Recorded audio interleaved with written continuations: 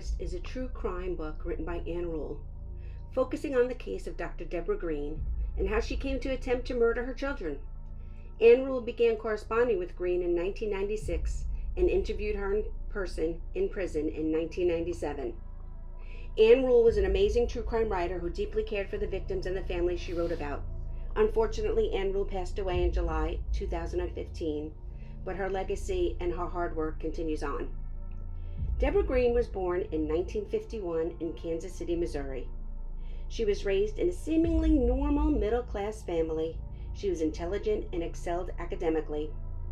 Debora Green was the second of two daughters of Joan and Bob Jones of Havana, Illinois.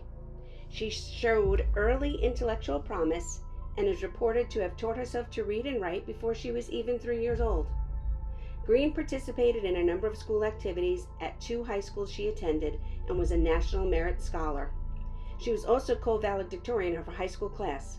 Those who knew her at the time later described her as fitting right in and someone who was going to be successful.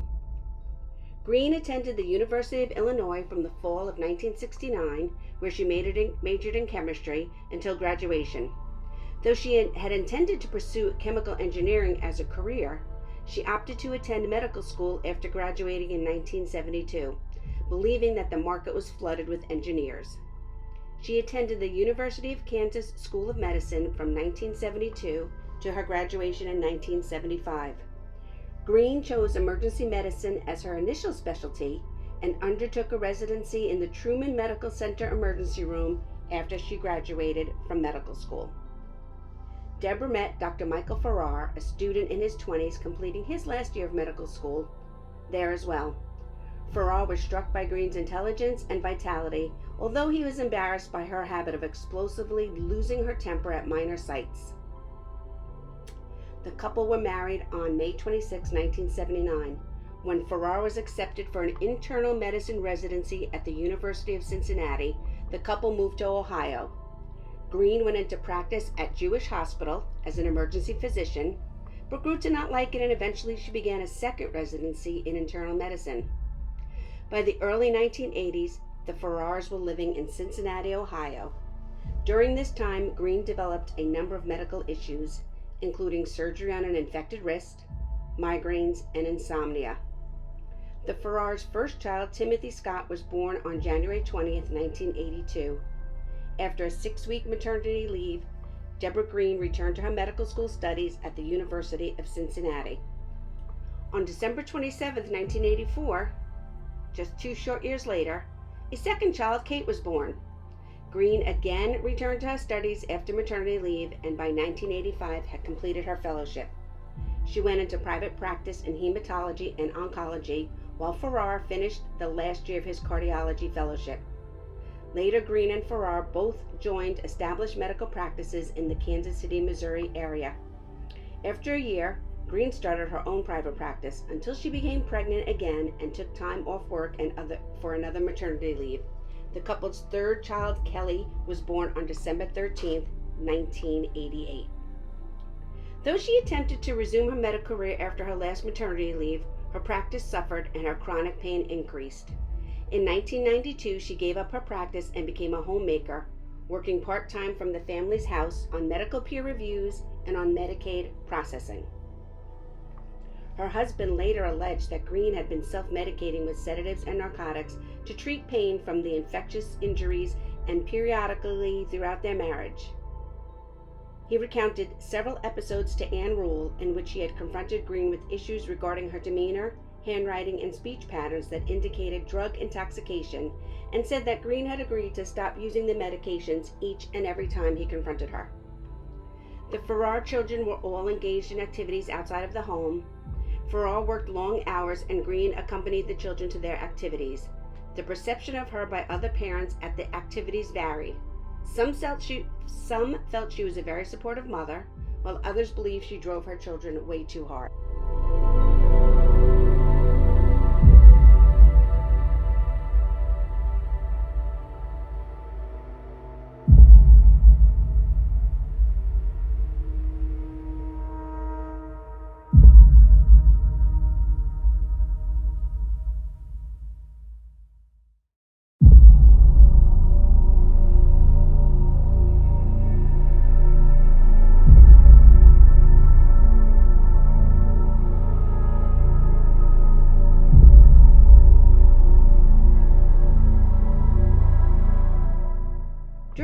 research for this book, Farrar admitted that the marriage was never ideal.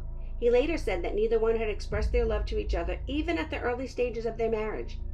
Farrar recounted that Green seemed to lack the coping skills of an adult and often went into a rage. She sometimes harmed herself or even broke things. By the early 1990s, Farrar worked long hours away from home to avoid arguments and what he perceived as his wife's shortcomings as a homemaker. In January 1994, Farrar asked Green for a divorce. Although she believed Farrar was having affairs outside the marriage, she later claimed to have been taken by surprise by his request to end the marriage and responded to his asking for a divorce explosively. Farrar moved out of the family home, though the two remained in contact and informally shared custodies of the children. With the pressure of living together removed, they attempted reconciliation and decided that a larger house would ease some of the disorganization that had affected their marriage. In May, after 4 months of separation, they put in a bid on a 6-bedroom home in Prairie Village, Kansas, but backed out before the sale went through. Farrar later said that he had backed down in the face of his ongoing worries about the state of his marriage and the couple's deep debt.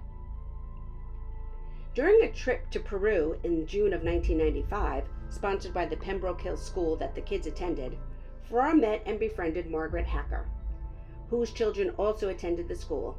Hacker was a registered nurse married to an anesthesiologist and was also unhappy with her marriage. The two began an affair shortly after both families returned from Peru, and in late July, Farrar again asked Green for a divorce. Despite the impending divorce, Farrar initially declined to move out of the family home.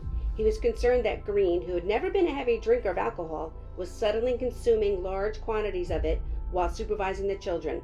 But eventually Farrar moved out of the family home in early autumn due to concerns about his own personal safety. On the night of October 23, 1995, wind gusts were strong enough to scatter leaves and garbage and make lights flicker on and off. Residents of the Prairie Village set out candles and flashlights just in case they lost power. That evening, in the early morning hours of October 24, 1995, Farrar received a phone call at his apartment from a neighbor who shouted that his house in Prairie Village was on fire. Farrar immediately drove there. A 911 call had been placed from the house at 12:20 a.m., which alerted the dispatchers, even though no one spoke. A police cruiser found the house on fire. Fire trucks were dispatched at 12:27 to what was classed as a 2-alarm fire. The first firefighters on the scene reported that Green and her 10-year-old daughter Kate were safely outside the house by the time they had arrived. Both were in their night clothes. Kate begged the firefighters to help her brother and sister, 6-year-old Kelly and 13-year-old Timothy, who were still inside. Green stood next to her daughter and was reported to have been very calm and very cool. At least 2 firefighters attempted to search inside the home for the missing children, but the building was so consumed by flames that they could only get into a small portion of the ground level before the structure was deemed unsafe. By the time the fire was under control, the house was almost totally destroyed, leaving behind only the garage and some front stonework. The fire had spread rapidly, and although high winds contributed to the intensity, authorities deemed the speed with which the house had become fully involved suspicious enough to bring in arson investigators. The bodies of Tim and Kelly were not recovered until the following morning, when the house had cooled enough to permit safe searching. Kelly had perished in her bed, most likely of smoke inhalation, and Tim's body was found on the ground floor near the kitchen. The surviving members of the fire, Debora Green and Kate, were taken from the fire scene to police headquarters for questioning. Detectives were sent to the house to begin an investigation. Local Prairie Village detectives separated Green and Farrar and their daughter Kate, who was accompanied by Farrar's parents, and began to question Debora Green. According to the video police interview, Green reported that the family had a normal day the day before the fire. The children went to school and performed their chores before attending various after-school activities. Green went to bed at approximately 11:30 and was wakened sometime after midnight by the sound of the home's built-in fire alarm system. She initially assumed that the sound was a false alarm caused by her dogs triggering the burglar alarm, but when she tried to shut off the alarm at the control panel in her bedroom and it continued sounding, she opened the bedroom door and found smoke in the hallway. She exited the house using a deck that connected to her first-floor bedroom. She had then knocked on her neighbor's door to ask them to call 911. When she returned to the house, she found Kate who had climbed through her second-floor bedroom window on the roof of the home's garage. Green called to Kate to jump to her, and Kate bravely jumped.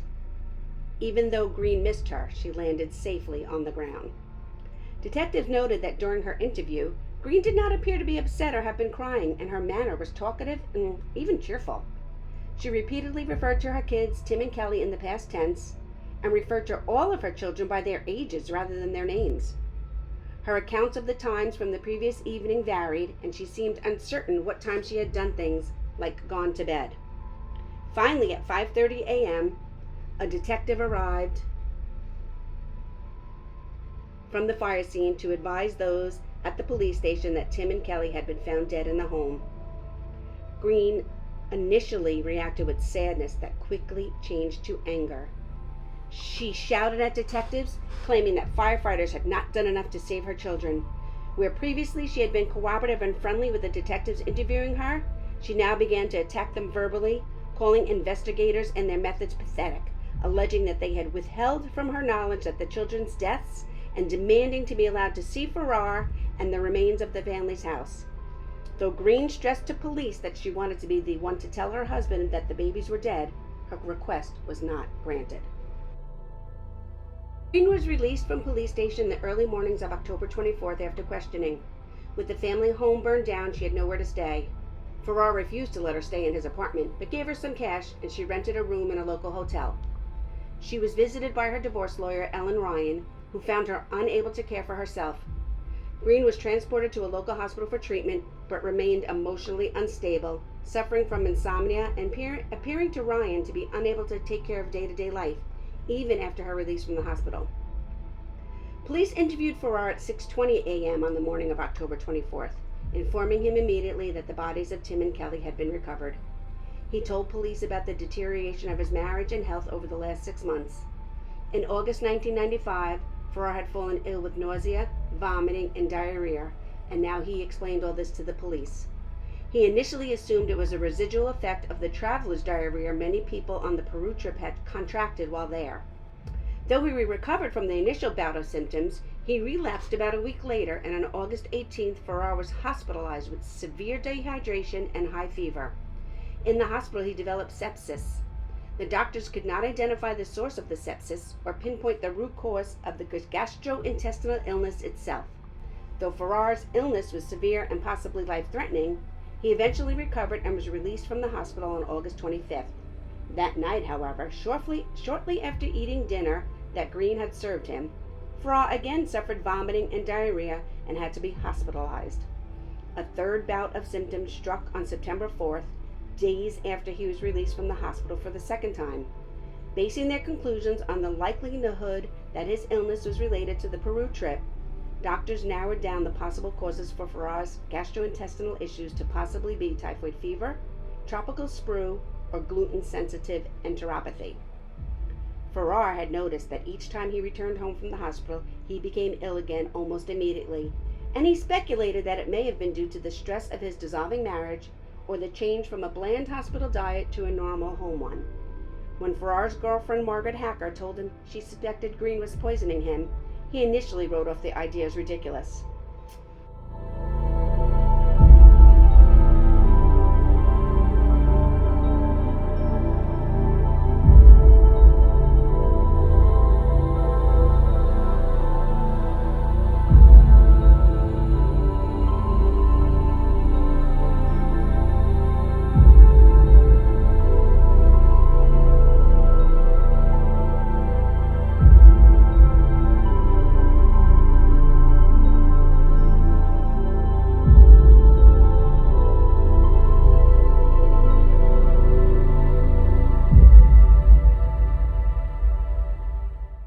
In late September, Farrar searched the house and her belongings, and in her purse he discovered seed packets labeled as castor beans.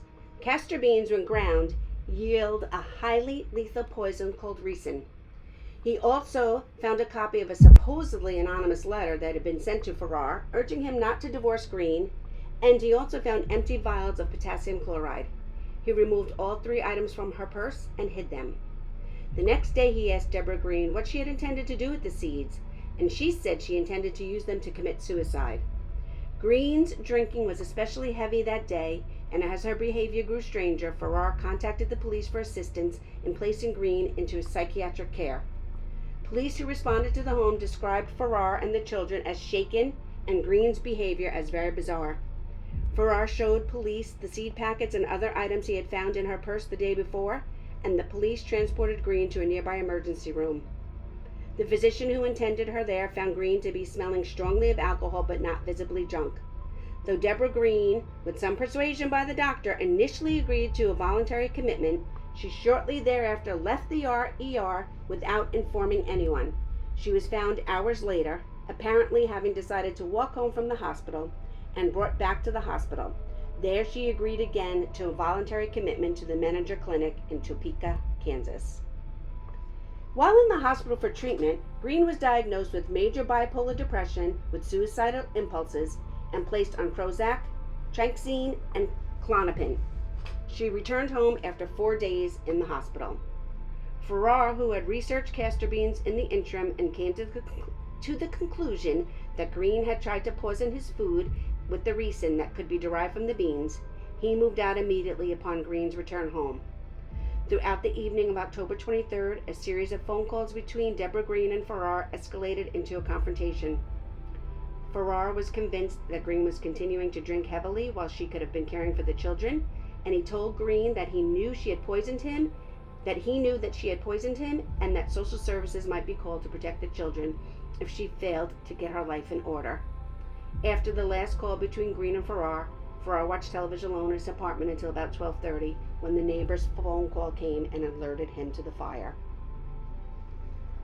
During his police interview after the fire, Farrar stated that Green had been very concerned about money in the context of their impending divorce, and that she may have set the fire to garner an insurance payout, but that she had never given any indication of intending to hurt her children. After his interview with the police, Farrar immediately filed for divorce from Green and for custody of Kate, who had been taken in by his parents while Green and Farrar dealt with the police. A court later awarded temporary custody of Kate to Farrar's parents.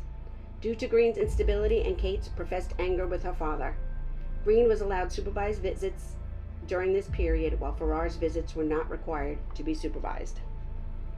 Kate Farrar was interviewed by investigators on October 26th. She stated that on the night of the fire she had woken up to find the fire already burning. She opened the bedroom door and called to her brother, then closed the door and placed a hang-up call to 911, which is what alerted the police. She then crawled out of her bedroom window to escape the fire. Kate reported to police that when she called to her mother after escaping onto the garage roof, Green had been terribly upset and called to Kate to jump into her arms. Though Green missed catching her daughter when she did jump, Kate was not hurt. Pressed, Kate acknowledged that her mother had begun to drink large quantities of alcohol. She denied that she had ever seen matches in the house and expressed surprise that Tim had not escaped by the same route she had, which was via the bedroom window onto the roof. The Eastern Kansas Multi-Agency Task Force was called to conduct an arson investigation on the Prairie Village house on October 24th. They focused on determining the origin and cause of the fire, searching through debris for usable evidence, and interviewing witnesses. A dog trained to detect the scent of accelerants was brought in to assist in searching the house. The investigators ruled out common causes of accidental fires, including electrical panels and the furnace. They determined that the basement level of the home which contained the furnace had not been a point of origin, though 2 small orphan fires unconnected to the main burning had occurred in that area. 4 patterns were found on the ground and second floors, indicating that a flammable liquid had been poured there and covered many areas of the ground floor, blocked out the stairway from the second floor bedroom to the ground floor, and covered much of the hallway on the second floor. The pour patterns stopped at the door of the house's master bedroom, but had soaked into the carpeting in the hallway leading to the children's bedrooms. Investigators could not determine the precise liquid used as an accelerant. From the pour patterns, investigators concluded that the fire was a result of arson. The investigation on October 26th called in a second area task force. This one focused on homicide investigation. On October 27th, the district attorney for Johnson County was informed that the investigation was now a criminal one. In seeking to find who had set the fire to the Debora Green home, investigators looked first for physical evidence of fire setting upon those who had been in the house. They suspected that because of the use of an accelerant, the fire may have flashed over at the point of ignition and singed or burned the setter. Green's hair, which had been cut twice between the time of the fire and the time the police took her samples from her, showed significant singeing. Detectives recalled that Green had denied ever being in close proximity to the flames. She had reported leaving the house after seeing only smoke and not coming into contact with the fire on either the deck outside her bedroom or in the process of coaxing Kate off the garage roof. Neighbors of the family reported that when Green had come to their door to ask them to call for help, her hair had been wet. When alerted to the possibility of Michael Ferrer having been poisoned in the months before the fire, detective investigated the origin of the castor beans that had led to the police investigating the September domestic dispute. The label on the seed packets identified them as a product of the Earl May chain of stores. A clerk in Missouri recalled that in September, a woman had ordered 10 packs of the out-of-season seeds and explained that she needed them for schoolwork. The clerk gave a description of the buyer that corresponded to Green and tentatively identified her in a photo lineup as the buyer. Ferrer underwent surgery in November 1995 to treat an aneurysm that his doctors believed had been caused by the poisoning. Before his surgery, he submitted blood samples to Johnson County's crime lab to be tested for recent antibodies.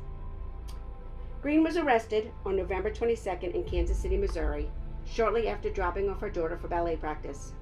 Debora Green was charged with 2 counts of first-degree murder, 2 counts of attempted first-degree murder, and 1 count of aggravated arson.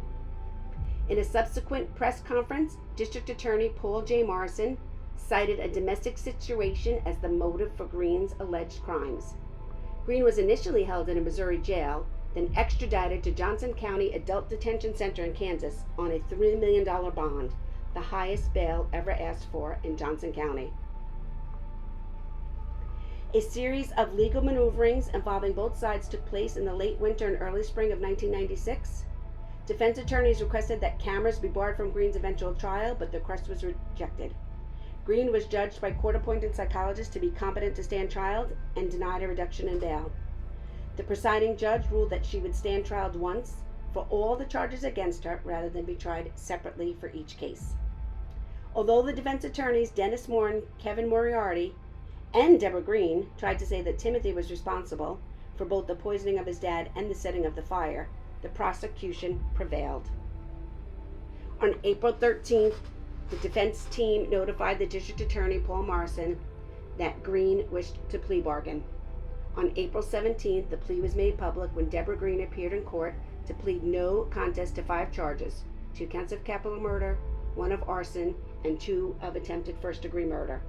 In exchange for avoiding the death penalty, the no contest plea called for Green to accept a prison sentence of a minimum of 40 years without the possibility of parole. Green denied being under the influence of any drug that would affect her judgment in making her plea or her ability to understand the proceedings in which she was participating. After listening to a reading of the prosecution's case against her, Green read a statement to the court in which she said that she understood that the state had a substantial evidence that she had caused her children's deaths, and that though her attorneys were prepared to provide evidence that she had not been in control of herself at the time of the children's deaths, she was choosing not to contest the state's evidence in the hope that the end of the case would allow her family, and especially her surviving daughter Kate, to begin to heal. Green was formally sentenced on May 30th, 1996, following testimony by the psychologist who had adjudged her competency.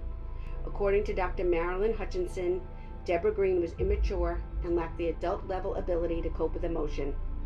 Green was formally sentenced to 2 concurrent 40-year prison sentences, minus the 191 days she had already served. Green is serving her sentence at the Topeka Correctional Facility, and her latest possible release date is November 21st, 2035, when she will be 84 years old.